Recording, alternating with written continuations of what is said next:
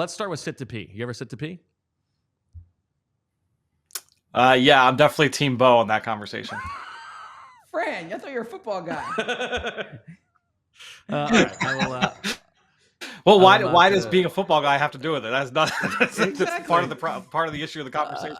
It's so inefficient. It's so inefficient, right? It's like it's not. You can get stuff done on your phone. You're grinding less film. Not if you're watching film on your phone. You're watching your phone on your pee? Sometimes, yeah. Think about how many articles you could be reading. What's that? You're a curb guy, Zach. Think of all the time you've wasted in your life. How much more stuff you can get done. I mean, yeah, I'm reading, but when I'm peeing, we're not. It's not taking that long, right? I mean, we're in and out. I don't know. We're spending too much time in this conversation.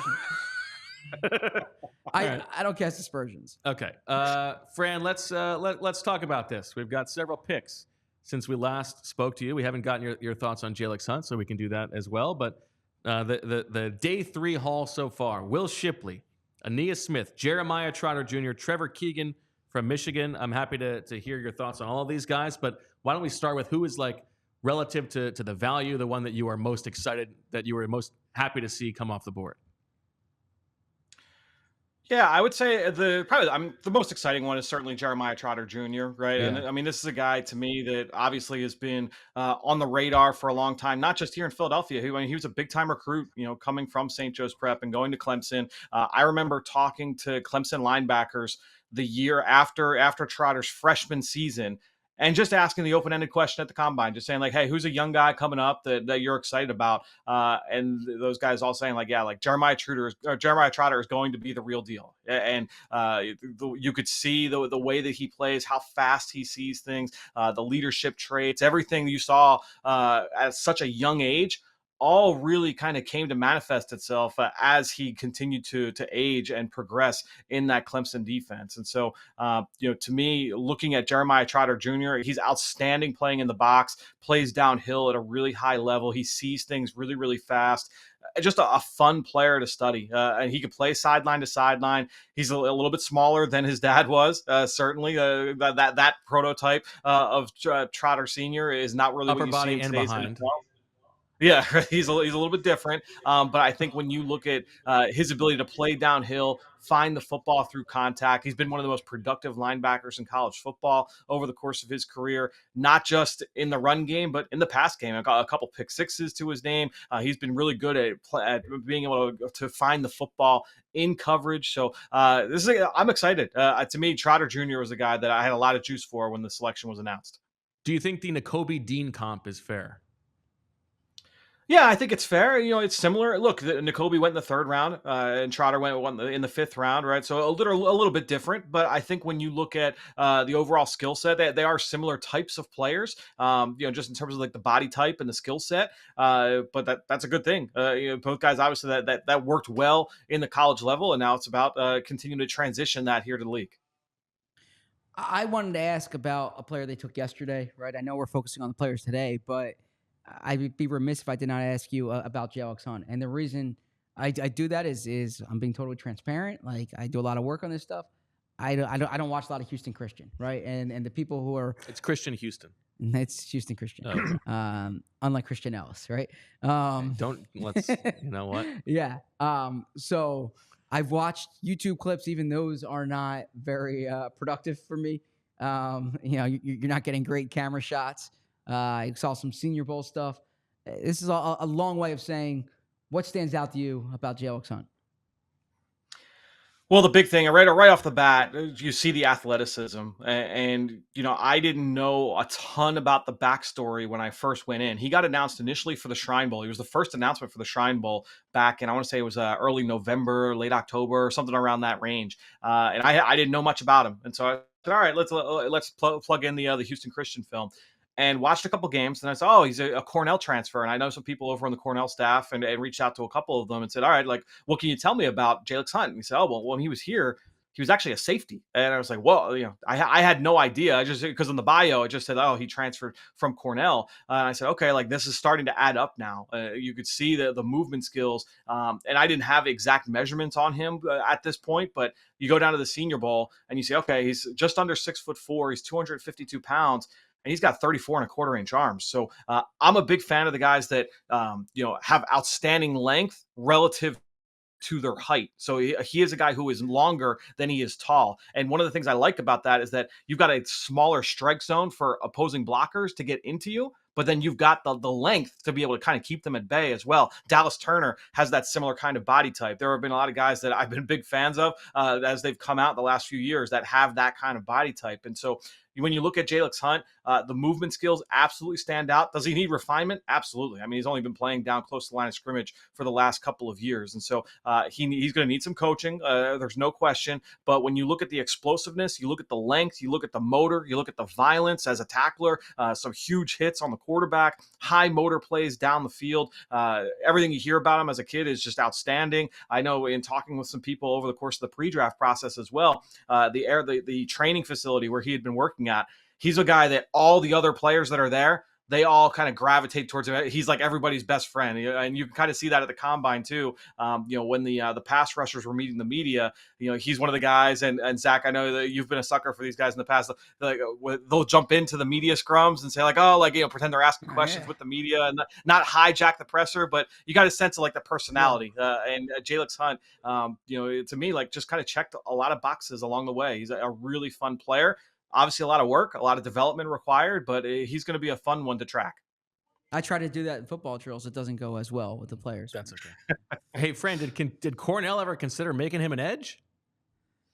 Well, here's the thing. So I caught up with the Eagles director of scouting, Brandon Brown, last night, and we were talking through. Jalyx, and we say, hey, what's the just the development there? He said when he was a freshman in high school, he was 5'5". So like you talk about like a late bloomer, he was built like a defensive back when he got to Cornell and was just continued to grow and to grow and to grow. So I think he was like in the 6'3" range when he was there. And basically the way they asked him to play in that defense was, you're going to come down, you're going to roll down into the intermediate part of the field and just go find the football, like just run and find the football. And as he continued to grow, he said, I might be able to continue to develop physically. Maybe we'll see what I can turn into. He entered the portal and ended up going down to Houston Christian, and they turned him into a full-time edge. And so I think it was more just a physical development thing as he continued. He was very much a late bloomer physically. We spend so much time waiting and talking on the show about the Eagles taking an offensive lineman, and that finally came with their most recent pick, Trevor Keegan. I've watched a lot of Michigan. He was not the headliner on the line of scrimmage for them, but he was a big time starter for them. What's your view on Trevor Keegan? Yeah, this is a guy that started 37 games for them over the last few years, and he's primarily been a left guard, but he did start his career at the left tackle position as well. And I know that the feeling with him is that he's got 4-position flexibility. And while he's been mostly on the left side, that in the offseason, he's been working a little bit more on the right. This has been a very accomplished, effective player in pass protection. This is the offensive line that he was a starter on that won the Joe Moore Award 2 straight seasons, 2021 and 2022. And then obviously they win the national title. They were a Joe Moore Award finalist a year ago. And so Trevor Keegan has been a key cog of one of the best offensive lines in football, a pro style offense where, he's going to put his hand in the dirt. He can come off the ball. He's going to execute all of the different blocking schemes that is going to be required here in the Eagles offense. Whether you're talking like gap scheme stuff, zone scheme stuff, he was asked to do all of it. And that position flex is something that is very important, not just here in Philly with Jeff Stoutland, but for most NFL teams. You're looking for guys, especially at this point in the draft, that they can fill in at guard, they can fill in at tackle, and that's going to be a ticket to try and make it to the roster. The Eagles enter the day with 3 fourth-round picks. They end up only using one of them, and that is on Will Shipley, the Clemson running back. You like that he's young. You wish that maybe there was a little bit more productivity relative to his teammates, but he's offering sort of a versatile skill set. What can you tell us about Mr. Shipley? Yeah, that offense, Bo, kind of fell off a little bit. It's been, he had a true freshman quarterback this past year, inconsistency at the quarterback position in the previous season in 2022. And so that offense just really hasn't gotten a chance to get humming, really since Trevor Lawrence left in that group, that offense where they were competing for national titles. And so I think that's part of why we've seen Shipley's productivity not really be that level that we were expecting when he first got there, because he was a big-time recruit. He was a 4 or 5-star kid when he first got there. But to me, the best flashes with him have always come as a receiver. He's an outstanding route runner out of the backfield, one of the best Texas route runners that I've seen at the position the last couple of years. Really soft hands, was used around the formation. The screen game is really good with him. So I think you can be creative with him in the pass game. And then in the run game, I mean, excellent on like the anything where you're kind of giving him a runway and keeping him in space. So all like the draws and some of the perimeter plays. He's quicker than fast. He's not like an explosive guy that's always going to get to the corner as fast as possible. But I think when you get him in space, he's got excellent vision. And that was one thing I noted numerous times while watching him, is that he's a guy that when you get into the open field, some guys are looking for, all right, where's the next defender who I have to make miss? Other guys are looking for green grass. And he's a guy who has a really good sense of kind of seeing the forest through the trees, looking for green grass, as opposed to looking for that first defender. It's how do I get into the open field and try and create an explosive play? So he also has return chops as well. So that's obviously going to be very important for him moving forward, and trying to stick to an NFL roster is just having that skill set in his back. In a loaded wide receiver draft class, the wide receiver that the Eagles take is Ainias Smith from Texas A&M. You spoke about Shipley and his ability to be a pass catcher. I know Smith isn't kind of like your traditional X receiver. What stands out about Smith when you watch him?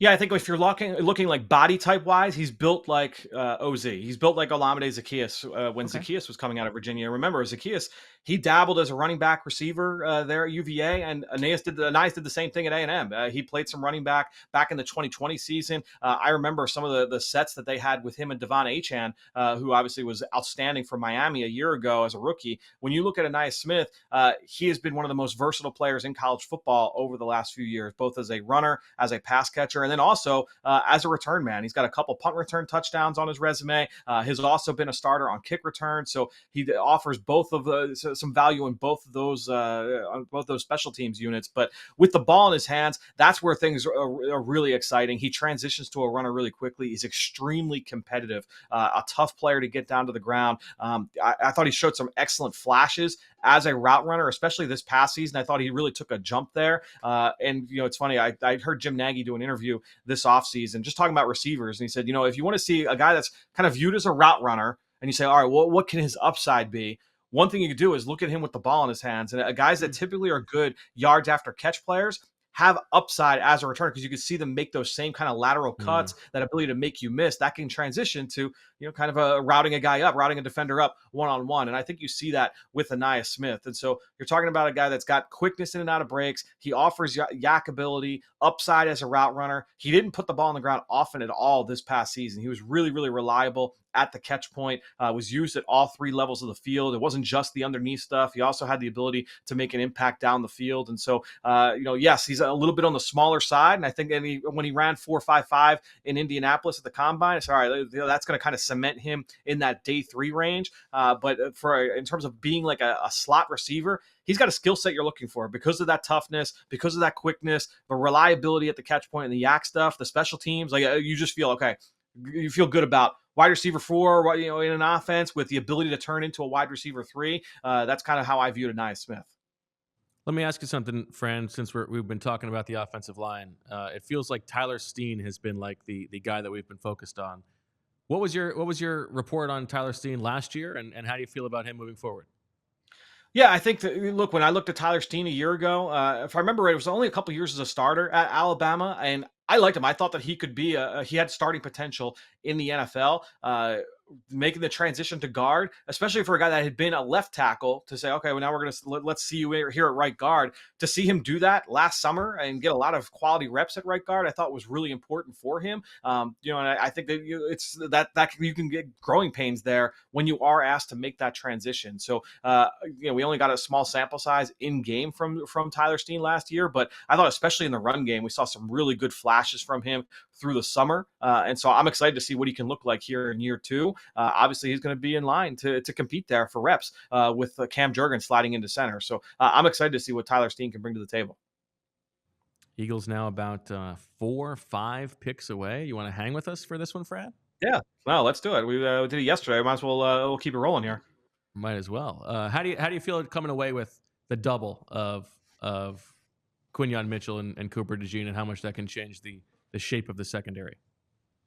Yeah, I mean, these are two of my favorite corners in the draft. My two favorite corners in the draft, and two of my favorite players overall. And so, very exciting when you see both guys add in, because when you have those guys kind of bunched together, naturally, as you're going, you're like, all right, like, who do I like more? And I found myself kind of having that argument with myself, where it was like, all right, like, I kind of like DeJean more for this, but I also really like Quinyon. I don't know who I like more. So to just come away with both is outstanding. So I think when you look at Quinyon, we talked about him yesterday, everything that he brings to the table, from the competitiveness aspect, the speed, toughness, and instincts axiom that Baltimore, the Ravens, and Ozzie Newsome, they made famous in scouting, is all right, we just want to focus in on speed, toughness, and instincts.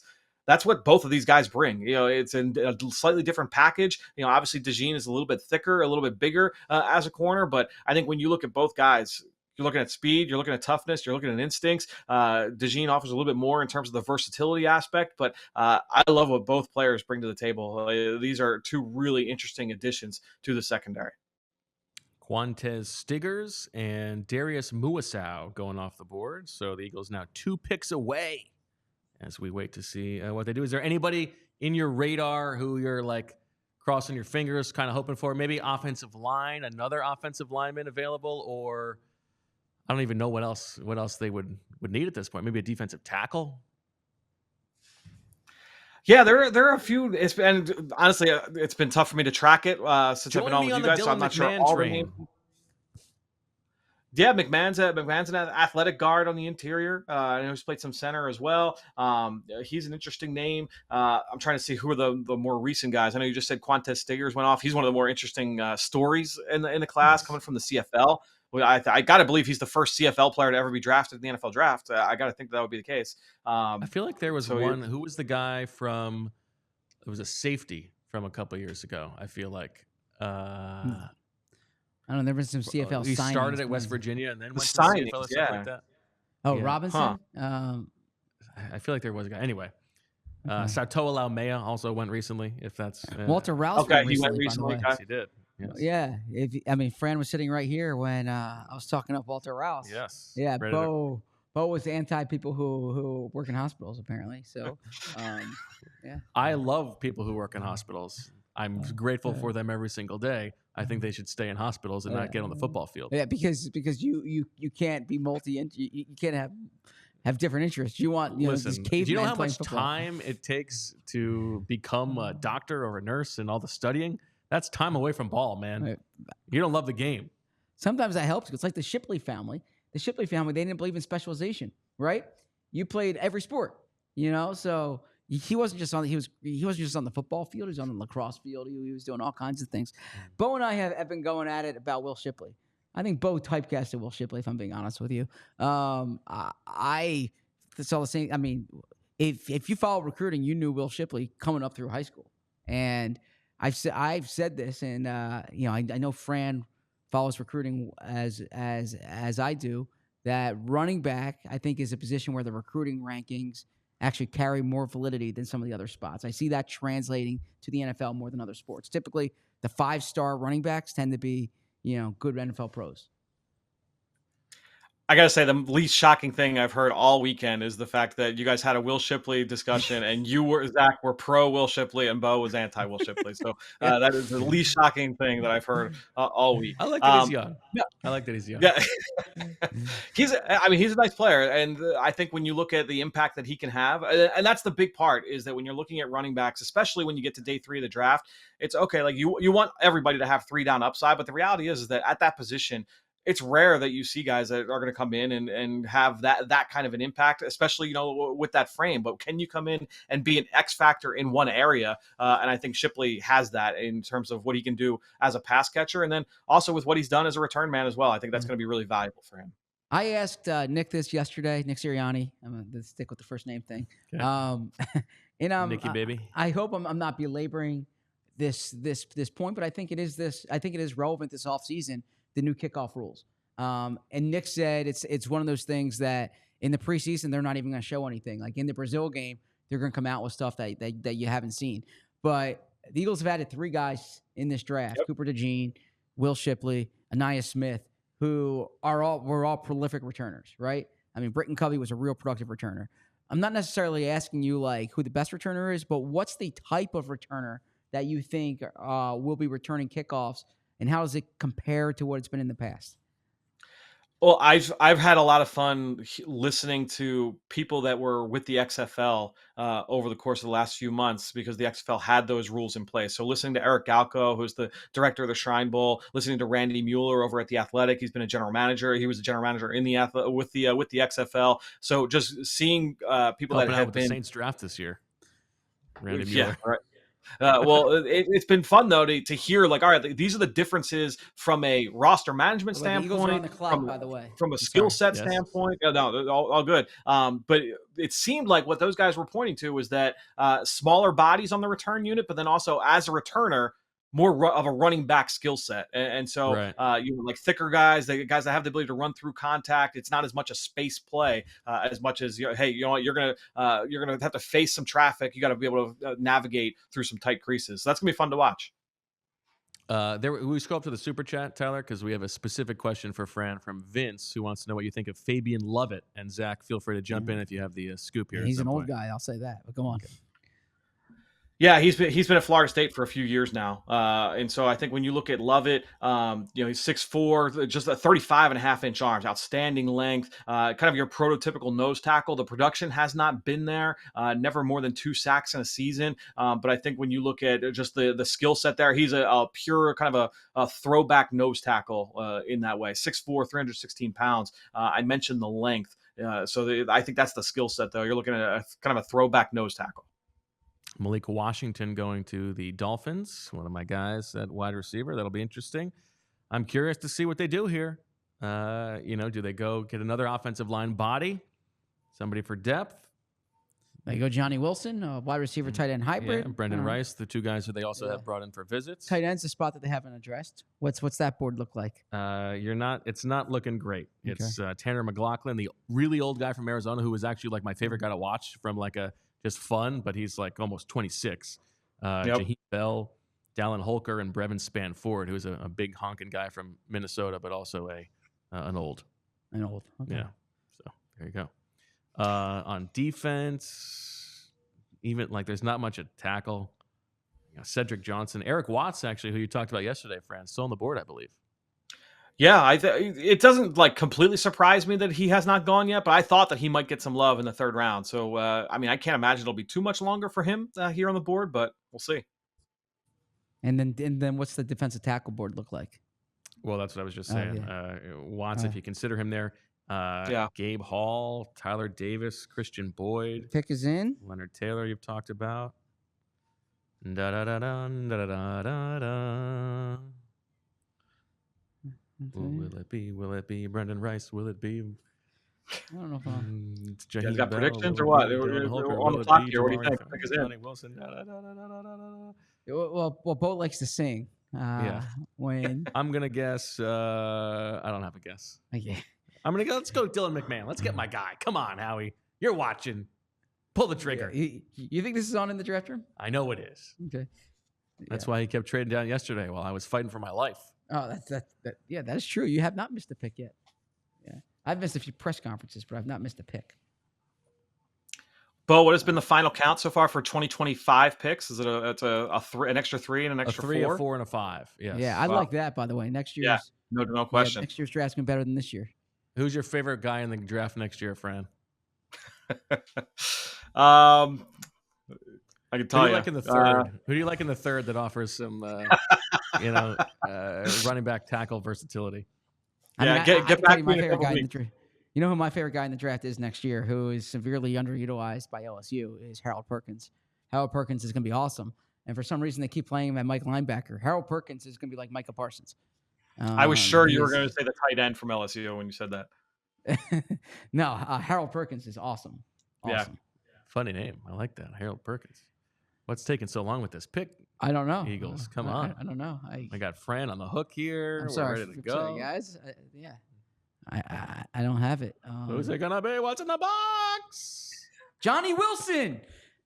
Eagles take Johnny Wilson. You hear that excitement in his voice, and it's not because he broke the story, because you know he did. No, I And didn't it's break not it. I didn't break because it. it's another person that the Eagles have brought in for a pre-draft visit. The reason that you hear that excitement in Zach's voice for the selection of the big wide receiver from Florida State, Johnny Wilson, is that this is a shot across Devontae Parker's bow, and Zach is ready to see him extinguished. I mean, look, when you're talking about Johnny Wilson, this is hard to teach. Well, here, I'll defer to Fran first. Fran's the expert. He's a Fani Moma. Go ahead, Fran. I think he's definitely better than a Fani Momo. We'll be clear on that one. So Johnny Wilson, 6'6", so 6'6" and 3/8 coming out. Tallest wide receiver we've seen drafted in the last decade. 35 and 3/8 inch arms, longest arms we've seen from any receiver. Get him with Harold Carmichael tomorrow. 84.5-inch wingspan, longest wingspan of any receiver drafted in the last decade. So this is a big body receiver, and that's why he had gotten a lot of, he's probably gonna have to move to tight end.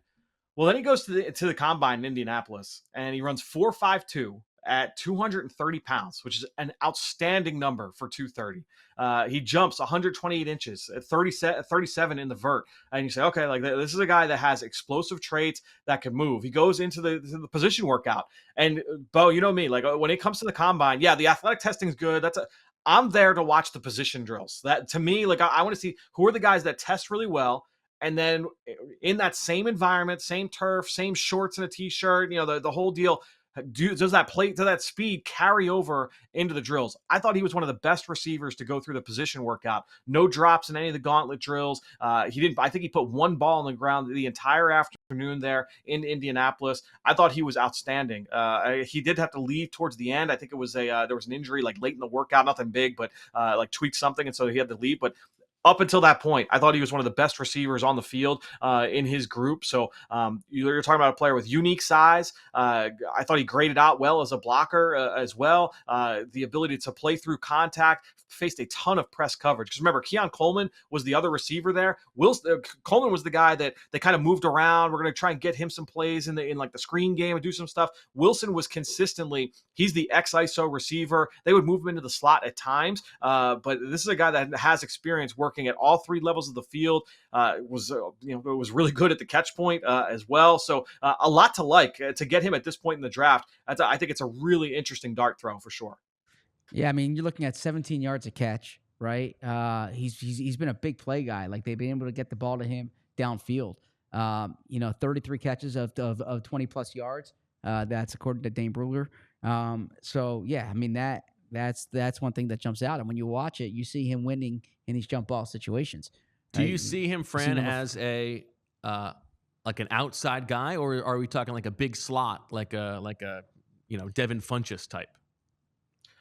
I thought that when I watched him on film, one guy I wrote down, honestly, the first name I wrote down was a Marcus Colston type. Like that's what you're banking on. That's what you're hoping he would turn into, right? And Colston was, I believe, a 7th round pick, right out of Hofstra, Zach. Yep. Going to the longer same have a program. Yeah.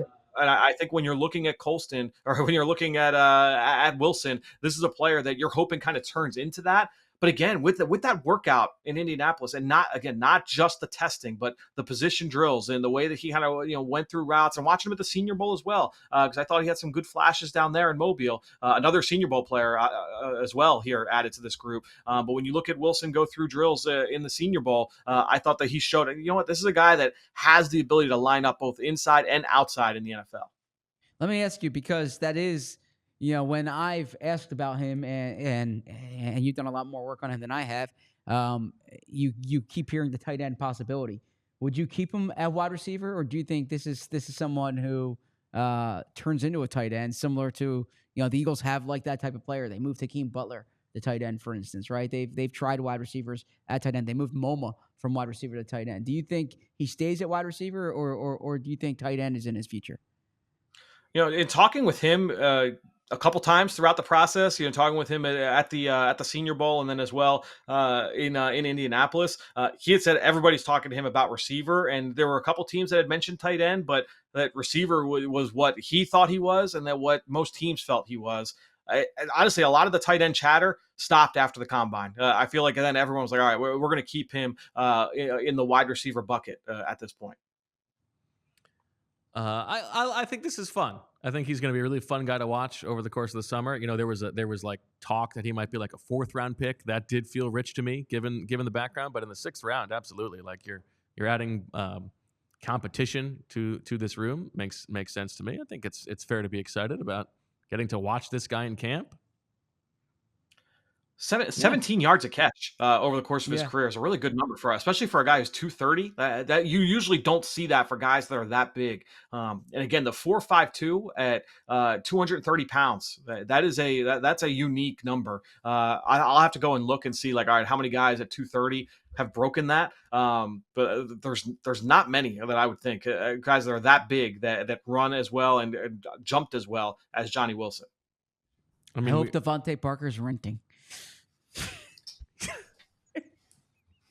Unbelievable. Jeez. I'm sorry. Wow. Look, the guy wanted to come to Philadelphia. He could have gone to any team in the league. This is how you know it's hour 14. He chose the Eagles. 4 hours, 33 minutes. All I had to eat today was scrambled eggs this morning. I've had the same bottle of honey girl water.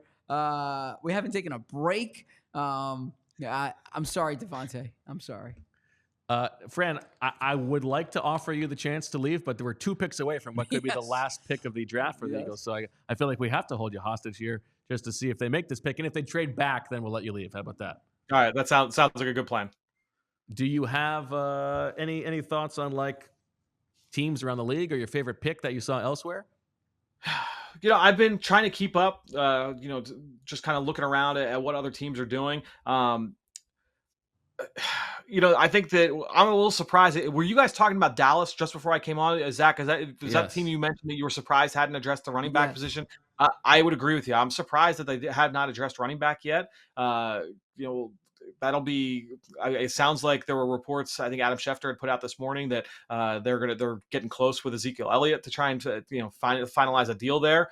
I guess that would be their plan, kind of going in. I know they've done a good job with the offensive line. They trade back. They took Tyler Guyton in night 1. They got Cooper Beebe as a part of that trade back. So it sounds like they're going to play him at center, and that's a position I don't believe he's ever played, at Kansas State. But I know he'd been working on snapping throughout the course of the offseason. And so, I think when you look at the Cowboys, they're trying to rejuvenate that offensive front that lost pieces this offseason. Those would be the two ones that stand out. I think looking at the Giants as well, their first couple picks. I mean, you add Malik Neighbors on offense, and then Tyler Nubin, the player I wrote down while watching Tyler Nubin, he was one of my favorite safeties to watch. I wrote down Xavier McKinney, and so him going to the Giants, that meshes well. Zach, I know that you want to do the Jeremiah Trotter. Zoom I have my Zoom on my computer. Go ahead. No. I'll stay here, because you never know what soon is, right? Okay. When they say soon. So that's the good thing about a virtual call as opposed to the Cooper DeJean press conference, which I wasn't able to get to. Oh, and here comes Jeremiah Trotter Jr. Can you guys stay on? Go ahead. You go ahead. Do Jeremiah Trotter Jr. Go see your guy. Ask to see what his behind looks like, how prodigious it is. Zach says he promises to ask that. Now I see a report that the Eagles have maybe traded, but it hasn't come across yet. So if it does come across that they've moved down, Fran, I will. Well, I won't leave you stranded. We'll at least wait till ZB gets back. Oh, what a guy! What a friend. What non-football stuff can we talk about? Oh, that's a good question. You ever heard of this? While Zach is talking to Jeremiah Trotter Jr., can I share a couple quotes from some of his former teammates? Please. All right, so March of 2022. So at the Combine 2022, I asked then Clemson linebacker Balin Spector, I think he might still be in the league. I think he's bouncing around the bottom of the roster still. But I said, who's a young guy coming up that we can expect to see? And I love asking these guys about that just to get a heads up on players coming down the pike. So Balin Spector, he said, Jeremiah Trotter, he can play football. I remember the exact enunciation that Balin gave me. It only took like 2 weeks watching him in spring ball. It's like this kid's got really good instincts. He's got a nose for the football. I'm really excited for him. Give a shout out to Keith McGuire too. That's another Philly guy. So Zach missed that one. He could give us the scouting report on Keith McGuire. Both of them up there. Two guys that I think, that have that ability, a lot of speed, can play the game of football. And then KJ Henry, who I believe Washington selected, right, Bo, last year. So this was last spring. KJ Henry told me Jeremiah Trotter, really quiet, doesn't say a ton, but he's gonna be a leader with his actions. That that he's gonna get to the football. He's gonna set the defense up. You could tell that he's his father's son. You could tell that he was a linebacker coming out of the womb for sure. So that was from KJ Henry. So a couple of his teammates have been loving up Jeremiah Trotter Jr. For the last couple of years. You were playing the long game on all those questions. It's a fantastic job. The chat wants to know if you've seen Barbie. Yes. Yeah, Meg and I watched it. We did not do the full Barbenheimer experience. But actually, I have not seen Oppenheimer yet because I was waiting to watch that. Yeah, I haven't seen Oppenheimer yet, but I said we did watch Barbie. Well, because I keep wanting it to be the right thing. Like I want to have the time to sit down, watch it on a nice screen and have the experience. But who's got 3 hours? Well, and it's like the what's the movie that the Killer of the Flower Moon? Like it's the same deal. It's like I'm gonna watch it. Like I know I'm gonna watch it, but I need to carve out like 3. Now that the draft's over, this is when I felt like I was able to do in pieces. I feel like Oppenheimer, you want to have the uninterrupted, but I don't know. Yeah. Usually, when the season ends, getting up till the draft, that's when I binge a show because I can watch something in 30-minute or 60-minute chunks. Yeah. And it's like, all right, I can do that. The movies I usually save until after the draft. So now I get to May, June, July. And then I feel like I can start, banging some of those out. And then the other question, we've been talking a little female erotica on the show today. What do you know about Ainias Nin? I have nothing there. Nothing. No interest in the erotica. Okay. I have nothing there. Eagles are on the clock. Let's see if they make a pick here.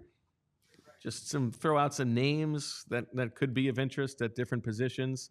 Like running back, not a lot there. Dylan Johnson, if you wanted to get nasty.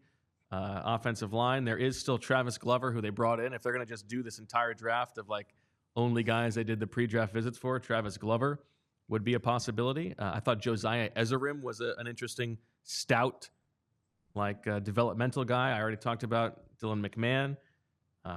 Why are you so big on Dylan McMahon?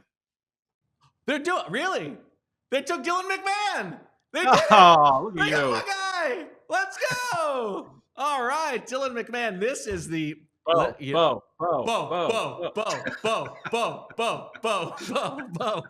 Wow. And I think this might mean that I'm gonna win the Owl draft. I got a late one. Wow. Look at that. This is fantastic. D-Mac.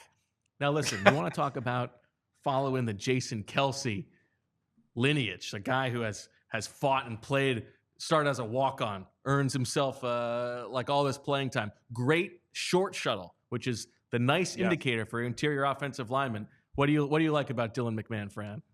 Certainly the athleticism, that stood out. And he was a guy that I think when you mentioned the testing aspect of things, but, watching him in that offense and in that offense, they ask you to do a lot from a schematic standpoint. And he played center, started his career at guard, like you mentioned. But this is a guy that has the ability to get out in space. He can make any block in the playbook that way. He's played a ton of football. I want to say it was 40 plus starts in the interior there for the Wolfpack. And I'm a fan of what they do structurally, offensively. And so, the way that he was used in that offense, I think is going to be really fun to kind of project that forward here to Philadelphia. Obviously, he's going to have to compete, for a spot, being a late round pick. But to me, this is a guy, especially like you mentioned, because that short shuttle test has always been a really good predictor of future NFL success. Those are the kind of guys you take a gamble on. And Tanner Bortolini went off the board just before the Eagles' first pick today, right? That would be a player that kind of fit that mold as well. McMahon kind of fits that same kind of template. 22 starts at right guard, 14 at center, 8 at left guard, and 6'3", 299. So it's actually kind of fun because it's just like wide receiver, where they took two guys with two completely different body types of Yep. opposite 10 poles, the huge Johnny Wilson, the little Ainias Smith. They've taken 2 offensive linemen here on day 3 of much different body types in Dylan McMahon and Michigan's Keegan Trevor Key. Going through my notes just from the combine, and again, not the testing, but the positional work. I thought he had one of the best position workouts of the offensive line. And just going through my notes here, didn't have any bad reps. He aced the mirror drill. That's a big one for me. Though he was good in the wave drill. He did a nice job on the pass rush, the pass set drills as well. And those are the ones that Jeff Stoutland runs in Indianapolis at the combine. One thing, just kind of looking at some numbers too. One thing I like that PFF does is that they separate pass rush sets into 2 different categories, right? So not all pass block snaps are created equal, because you have some play action stuff. You can get a little bit messy there, especially with the RPO game and things like that. So okay, let's take all of your pass blocking reps, anything that doesn't have like play action or anything that would kind of basically just say this is a true pass drop. Let's put all of those to the side and see how you did. When you look at McMahon, he did it a ton over the course of his career. They put him in a lot of tough situations, and you saw him get better year after year after year in those situations. So, one thing it's interesting, just kind of looking at these numbers more the last couple of years, the guys that have played a lot, they're usually the number profile is usually pretty bad, because when you play early on, you're going to kind of take your licks there. So you saw that with McMahon early on at NC State, but again, he was a player that every single year the numbers got better and better and better and better. And so, he's a really interesting project from all right, look at the athleticism. You have the traits there. I believe he played behind Garrett Bradbury when he first got there. So I'm excited to see what this kid can do this spring and summer. Let me ask you about this line in his scouting report from Dane Brugler. Tell me what you think of this. Okay. He started dating his fiancée Emma as a high school freshman in December 2015, and they became engaged on their college graduation day. Wow. That's you talk about the loyalty and the commitment that Quinyon Mitchell showed at the University of Toledo. It's a resounding theme here in this draft class. Yeah, this is a guy who knows what he sees. You talk about diagnosing the defense and reading the field. Yeah, guy, he made the right read apparently. Also, it's a really good move to propose on a graduation day, like around a big event, because she's not expecting it. You got your mind elsewhere. That's a savvy move on his part. And she's not going to say no in front of that many people, right? That's right. You're upping your chances. You think he did it on stage? It's a good question. Yeah, that's maybe ask Zach if he can get that question into the at the presser. Yeah, after we ask him how big his behind is. All right, I'm excited. You know what? They could have drafted like 6 85-year-olds, and I'd still be happy with Dylan McMahon. My guess is Zach will know this when he walks into the room that you that he already texted. He already texted Dylan McMahon exclamation point. Yes. There we go. All right, I'm excited. Well, that's so. Is that it? Are there any other picks? They're done. They have no more picks. So at this point, they could trade a future pick to get in if there's a guy that they really, really love. But I'm guessing they have sort of filled all of the depth things that they needed to hit, I think. And they'll attack undrafted free agency, as Zach would say, with an enthusiasm unknown to mankind. And I don't know. Defensive tackle would be nice to have a guy. It seems like really the only body, maybe another linebacker, but I think they're okay to sort of sit back at this point. Yeah, I think that look, this is an organization that puts a huge priority on undrafted free agency. I know it's something that they take very seriously, and they've had a lot of success plucking players after the draft to come in and compete for starting roles. I know, obviously Reed Blankenship, the most recent example, but you go back over the course of the last 5, 6, 7, 10, 11, 12 years, whether it's Corey Clement in the Super Bowl, Trey Burton in the Super Bowl, a bunch of those guys have come in, found roles, and played pivotal roles for TJ Edwards, a former undrafted free agent. And so that is a list that typically will be filled with a handful of guys that have a chance to make the 53-man roster. Can you give us a sense from your understanding of exactly how the mechanics of undrafted free agency work? Yeah. So right now, because where are we at in the draft pick wise?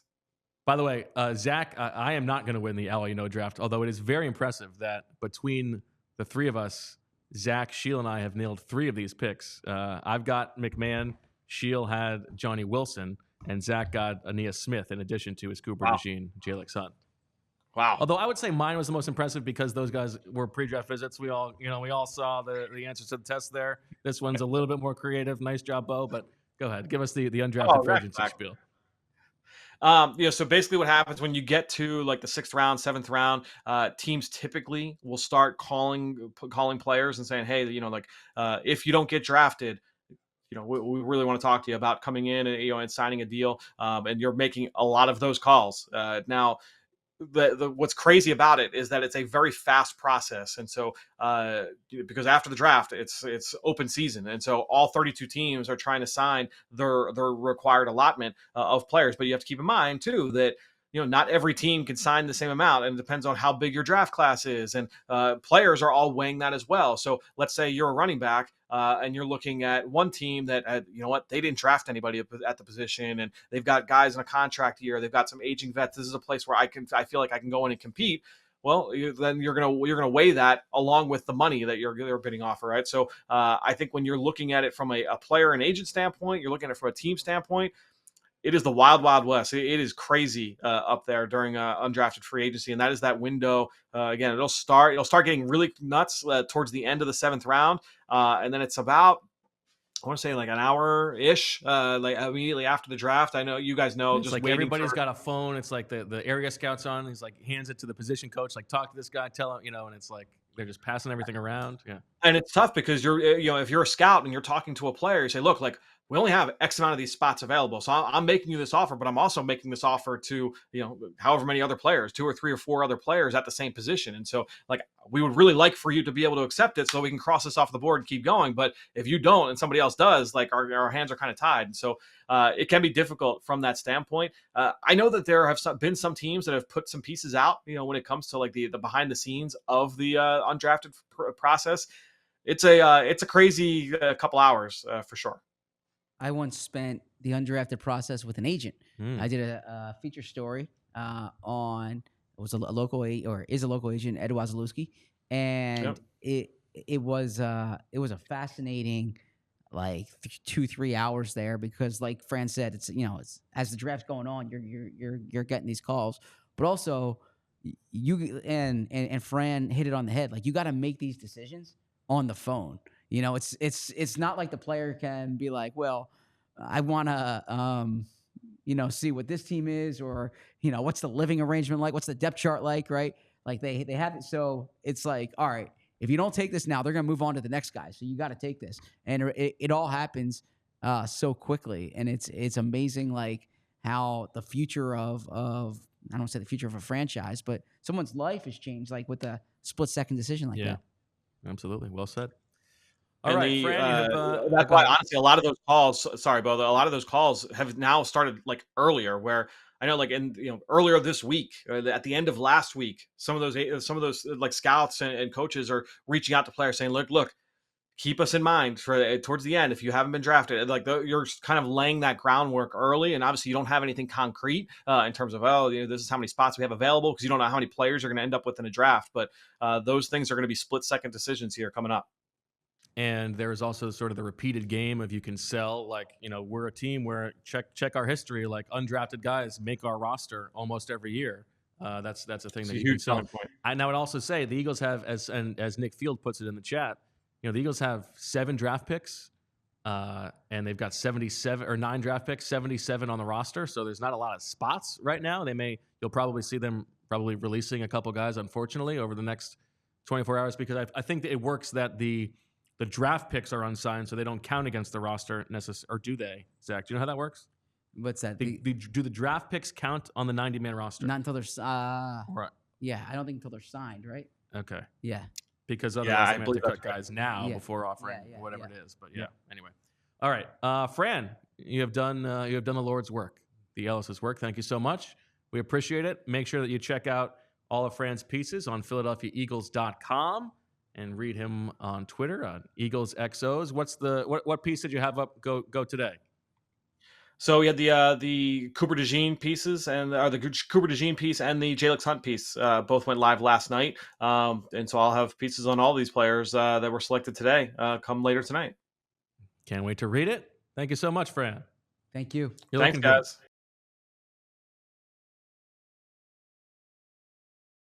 We all silly like the mayor.